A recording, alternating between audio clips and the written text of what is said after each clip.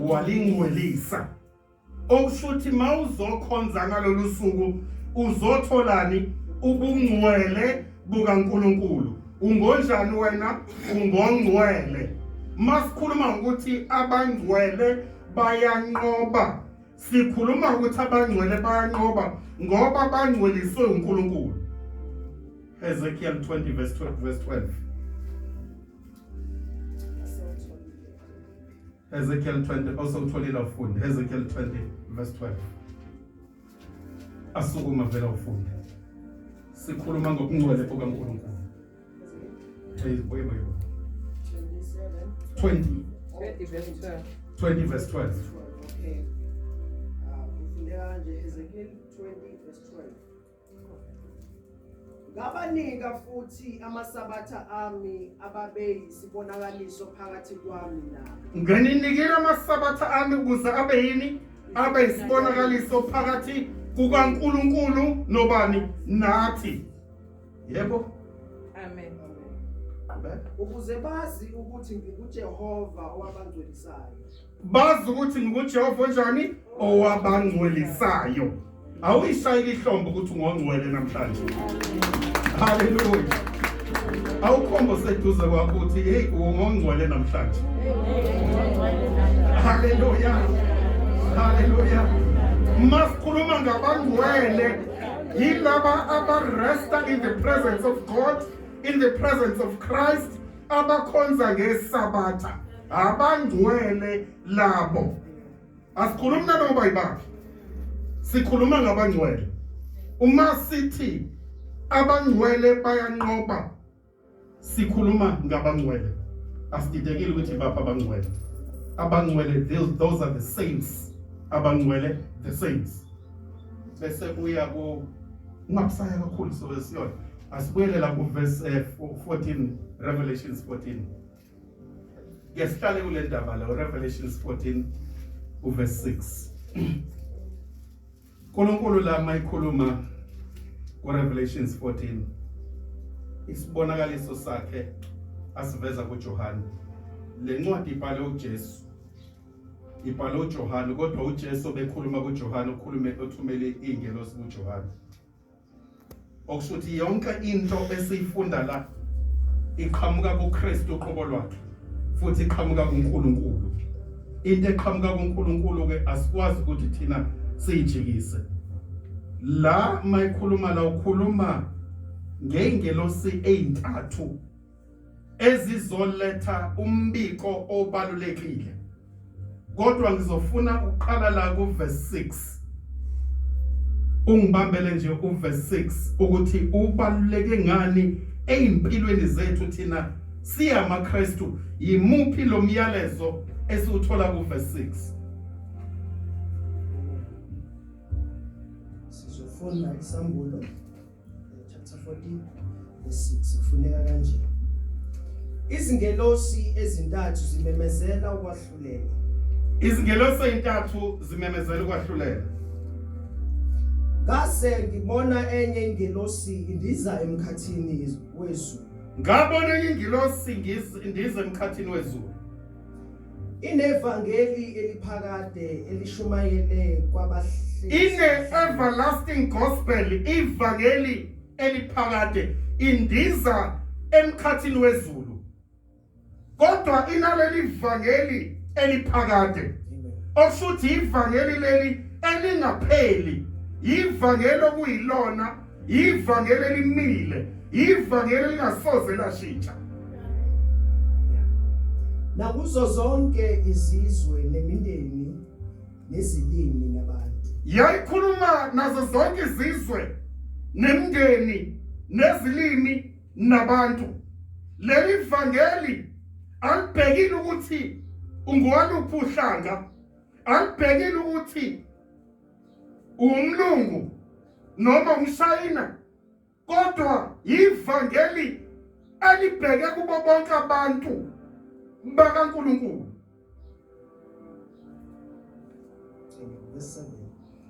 Isho ngezwi elikhulu ithi mesabeni uNkulunkulu nimnike umvuzo. Nayi message ephuthumayo. Okokuqala imessage iyaphuthuma.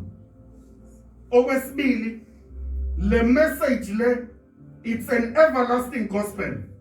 It's an eternal gospel. I-message engasoze yaphela. Le message mayifika ngale ngelosi, u7 wakhona uthi mesabeni uNkulunkulu. Ukusaba uNkulunkulu kumnikezana ukuthi umhloniphe noma umobeye. Umuntu omsabayo usuke kubekele umthetho, lo mthetho okufanele ugcine. Utheni la kuGenesis 1 verse 3, verse 1 to 3. Uthi waphumula ngosuku leSabatha. Ngalokho usuku leSabatha walibusisa ulenze njani? Walingcwelisa. Ukusaba uNkulunkulu ukuphumula kanye naye ukuze ukwazi ukungcweliswa. Awuphambani noNkulunkulu. Awuphambani naye. Ngokuba ihora lokwahlulela kwakhe selifikile. Ihora lokwahlulela kwakhe mesabeni uNkulunkulu, the creator. Ngokuba ihora lokwahlulela kwakhe selifikile. Nikhuleke kuye owenza izulu nomhlaba nolwandle nemithombo yamanzi. Nikhuleka kubani? Owenza izulu nomhlaba nemithombo yamanzi. Uyena oyi-creator, owenza konke. Nikhuleka kanjani kuye na? Lo. Exodus 20 verse 8 to 11. Incwadi esijwayele. Incwadi esijwayele. Exodus 20. Sikhuleka kanjani kuye? Incwadi esijwayele. Verse 8 to 11. The fourth commandment. The fourth commandment le. Sikhuleka kanjani kuye? Exodus 20 verse 8 to 11. Khuleka kanje. Khumbula usuku lweSabatha ulungcolise. Khumbula ini? Usuku lweSabatha ulingcolise. Izinsuku ezisithupha uyakusebenza uwenze wonke umsebenzi wakho. Insuku ezisithupha uyakusebenza wenze wonke umsebenzi wakho. Kepha usuku lesikhombisa luyisabatha likaJehova uNkulunkulu wakho. Usuku lesikhombisa luyisabatha likaJehova uNkulunkulu wakho. Awukusebenza umsebenzi ngalo. Awuyokusebenza umsebenzi ngalo. Wena nendodana yakho. Wena nendodana yakho. Nendodakazi yakho. Nendodakazi yakho. Nenceku yakho. Nenceku yakho. Nencekukazi yakho. Nezinkomo zakho. Nezinkomo zakho. Nomfazi osemzini wakho. Nomfazi osemzini wakho. Ngokuba ngezinsuku eziyisithupha. Ngokuba ngezinsuku ezisithupha. uJehova wenza izulu. uJehova wenza izulu nomhlaba. Nolwandle. Nakho konke okukho. Waphumula ngosuku lesikhombisa. Ngalokho uJehova walibusisa usuku leSabatha walingcwelisa. Haleluya. Niyayizwa indaba? Niyayizwa ukuthi iyahlangana lento. Iyahlangana lento. Ukumesaba uNkulunkulu awuphindela lapha kuRevelations, awubuyele lapha. Ithini ngelosi yesibili?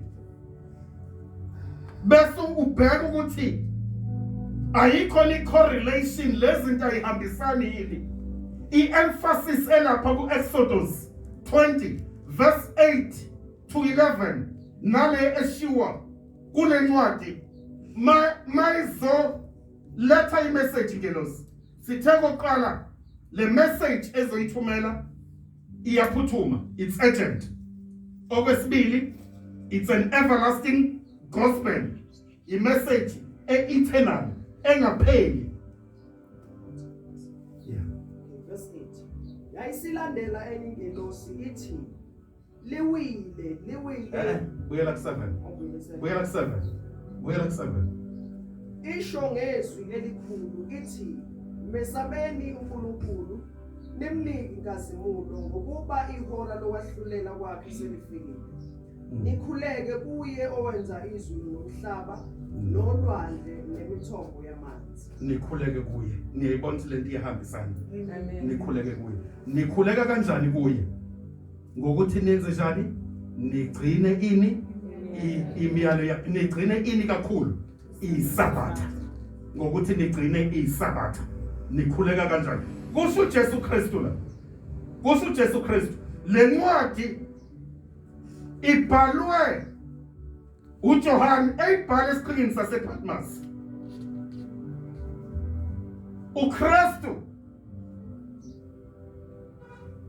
waye nyukela ezulwini ngo-AD 33 lana it's towards AD 100 uJohannes obhala lencwadi uverse 1 kaRevelations 1 uyena ukunikeza icontext ukuthi kahle kahle incwadi kaJohani incwadi kaKristu incwadi kaNkulunkulu manje ayikho iconfusion okufanele yenzeke ebandleni asizokuthola kuverse 7 noverse 8 sizothola i-contrast yezinto eziwu-2 ezingafani uverse 7 usho kunye abese uverse 8 usixwayisa ngokunye awuthatha u-8 verse 8 yayisilandela enye ingelosi ithi liwile iBhabhiloni elikhulu yini iBhabhiloni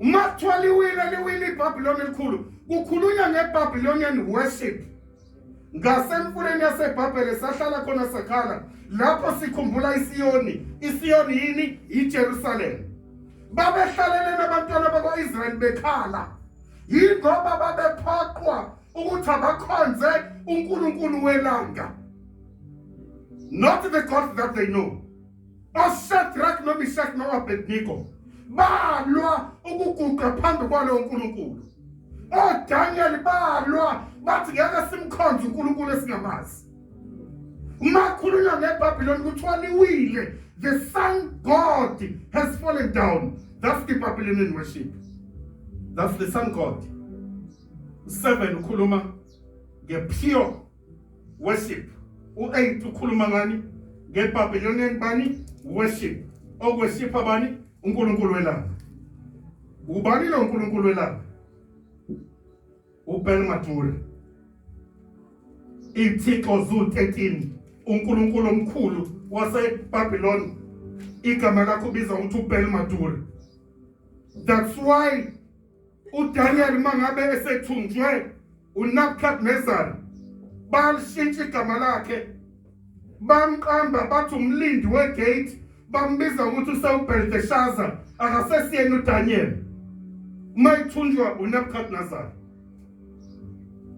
ukuze khambisane nalo uNkulunkulu ababemkhonza kodwa isexwayiso la ukuthi sisukane eBhabhiloni ngoba seluwile haleluya utshela seduze kwakho ukuthi akasuke eBhabhiloni suke eBhabhiloni uzokaywa isitimela uzokaywa isitimela mawusaqhubeka uhlendala uzokaywa isitimela uyabona isitimela masihamba kujantshi angeke asenze into uma kowangena phambi kwaso sizohamba phezu kwakho uthola isixwayiso namhlanje barongini laba bakhonza ngesonto cha one asazi akayikuthethelelwa haleluya one esenjani esazi akayikuthethelelwa abazi kodwa wena ngoba usuyalazi iqiniso umbulelekile noma uzombulelwa ona esazi akayikuthethelelwa eliphuzise izizwe zonke iwayini lolaka lofebe bayo yebo yazindla liphuzise izizwe zonke iwayini lobufebe bayo lana sithema sikhuluma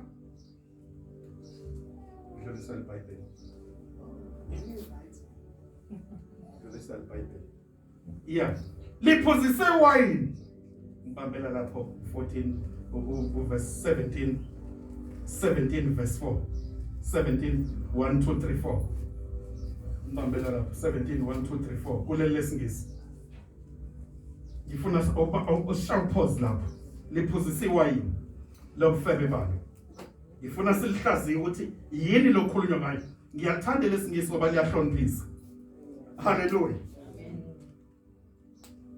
Revelations 17 ngithathele 1 to 4 1 to 4. yebo And there came one of the 7 angels, which had the 7 vials, and talked with me, saying unto me, Come hither, I will shew unto thee the judgment of the great whore that sitteth upon many waters. The judgment of the great whore that sitteth against many waters. This whore commits adultery. Come on. With whom the kings of the earth have committed fornication. The kings of the earth have committed fornication. And the inhabitants of the earth have been made drunk. Lo makoti lo commit adultery. Upula yonke into. Ubobuka la. Ukuthi iBhayibheli lithi ungabulali. Ungaphingi. Kwenzakalani? Makiwa enkonzweni zephasika achitheka igazi. Liyachitheka igazi. Lichithwa yini igazi? Ingoba niyo worship beast. Hallelujah. Amen. Niyo worship beast. Mania kwi false Christmas. Elithi Christmas day. Nozenishiswa ama Christmas tree. Jesu akazashone noma azalwe ngomhla ka-25. Wazalwa ngoSeptember. Aziveli ingozi. Ingoba uSathane uphila ngani? Ngegazi. uSathane uphila ngegazi. Amen. Ayisoze zavaleka lezi zingozi ezenzakalayo. Yingenxa ye-false worship eyenzekile. Ngoba imiyalelo kaNkulunkulu iphuliwe yonke. Nangu umakoti ongasayilandeli imiyalelo eyishumi ezenzela okwakhe. Ezenzela okwakhe. That's adultery. I committed. And this woman is dressed in what? In purple. Akusho mina kusho iBhayibheli lami. Hallelujah. Amen. Kusho nelakho futhi lithi ugqoke purple. Ugqoke purple. Amen. Ugqoke purple. Hallelujah. Shayela umoya ingcwele ihlombe. Yeah. Verse 5. So 12 verse 9. Yeah. No. Yalandela enye ingelosi yesithathu ithi ngezwi elikhulu, uma kukhona okhuleka kuso isilo nomfanekiso waso, elwamukela futhi uphawu ebunzini lakhe. Lalela ke la. Uma ekhuleka kwini? Kwisilo nomfanekiso waso. Wamukela ini? Uphawu. Kukhona abantu abayitshela ukuthi uphawu ujova. Cha. Lento is spiritual. The mark of the beast is spiritual. Njengoba the seal of God is spiritual. The mark of the beast is spiritual. Uma uphawu olusebunzini kwi-brain yakhe emqondweni wakho yila une-site intelligence ne-reasoning. Uma ngabe wena usufundiswe ukuthi usuku lokhonza yisonto, you have accepted the mark of the beast. Hallelujah. Amen. You have accepted the mark of the beast. Lethi iBhayibheli nginikela amasabatha ami wonke ukuze ngawo ngenze njani? Nginingcolise. Isabatha liyisil, liyi-official stamp sikaNkulunkulu. Alikaze lishintshe uKristu. Athi manje ngithanda gcinani imiyalo yami.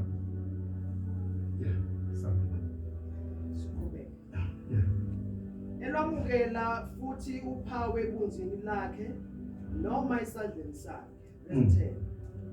Naye uyakuliphuza iwayini lolaka lukaNkulunkulu. Uyotholani? Ulaka likaNkulunkulu. Uyothola ulaka likaNkulunkulu. Siye ku-12. Yaqala lapha siye ku-12. Verse Yeah. 12. Yeah.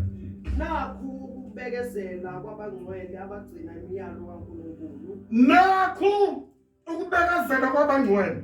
Here is the patience of the saints who keeps the law. Abagcina imiyalo yakhe. Besebenze njani? Lokukholwa kuJesu. Ngokukholwa uKristu. Nakhu ukubekezela kwabangcwele abagcina imiyalo yakhe, who have the faith of Christ, nokukholwa uJesu Kristu. Nakhu ukubekezela. Ngoba siyamasabatha simele ukubekezela. Sibizwa ngazo zonke izinto njengoba ibandla la persecutwa. Abantwana bakaNkulunkulu bebulawa. befaka imkhonto ey'ncane doused with tar, belayishwa ngumlilo, babekezela. Abangakuhluka uNkulunkulu, abangcwele bamele ukubekezela. Namanje zikhona iy'nhlamba, uma uphuma la ushembe. Haleluya. Into yokuqala uzothiwa ushembe. Abafuna ukuthi sithi siyamaKristu, bazothi ukhonza ngesabatha ushembe yini? Cha, siyemshembe mina ngumKristu, ngimela uKristu ayime khona. Haleluya. Amen. Buka izinto eziqhamuka kuleli sonto, abafundisi belala nezingane. Haleluya. Amen. Ilephi? Hey, good. Izingelosi eziyisikhombisa nezihlupho eziyisikhombisa zokugcina. Izingelosi eziyisikhombisa simele futhi ukuthi sihlushwe kayisikhombisa. Iyabona thina siyamakholwa, yingakho kuthiwa sikwazi ukubekezela. Yingakho ibibalulekile le ncwadi engiyivule before. Nathi siyongena ekuhluphekeni kodwa siyonqoba. Haleluya. Amen. Ayikho lento ukuthi siyohlwithwa, angeke sihlwithwe, siyongena kodwa siyonqoba. Siyongena khona. Ngase ngibona esinye isibonakaliso ezulwini esikhulu nesimangalisayo. Izingelosi eziyisikhombisa nezine zinhlupho eziyisikhombisa zokugcina. Neyinhlupheka 7 last plagues zokugcina ngaphambi kokuthi kuye uJesu. Yeah. Ngokuba kwapheleliswa ngazo ulaka lukaNkulunkulu. Wapheleliswa ngazo ulaka lukaNkulunkulu. Ngabona kungathi ulwandle lwengilazi luxubene nomlilo. Ngabona ulwandle lwengilazi luxubene nomlilo. Amen. Yeah. Nabavela ekunqobeni isilo nomfanekiso waso nesibalo segama laso bemi ngasolwandle lwengilazi. Babemi ngasolwandle lwengilazi. Tina will walk in the sea of glass. Esivikele uNkulunkulu. Kodwa bakhona bazobe bekhona nesilo kodwa beseceleni. Christ will be protecting us. Ngeyinsuku lezi zokugcina, inhlupheko lezi zokugcina. Benamahubu kaNkulunkulu. Babe namahabhu kaNkulunkulu. Yeah. Verse 3. Bahlabelela igama likaMose inceku kaNkulunkulu. Mathiwa babehlabelela igama likaMose. Igama likaMose is the song of victory. It's the song of conquering. uMose mayiphuma nabantwana bakwaIsrael bangena kwiMediterranean Sea baphumela ngaphesheya. Emva kwalokho base becula iculo lokunqoba. Thina siyocula iculo lokunqoba, siyongena nathi ekuhluphekeni, kodwa siyophuma sicula iculo lokunqoba. I need you, oh I need